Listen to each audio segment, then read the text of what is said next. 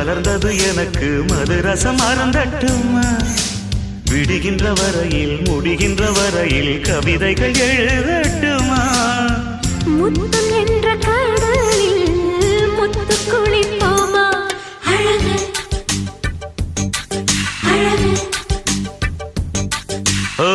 நீ நடந்தால் நடையழகு அழகு நெருங்கி வரும் இடையழகு அழகு வேலெறியும் விழியழகு அழகு பால்வடியும்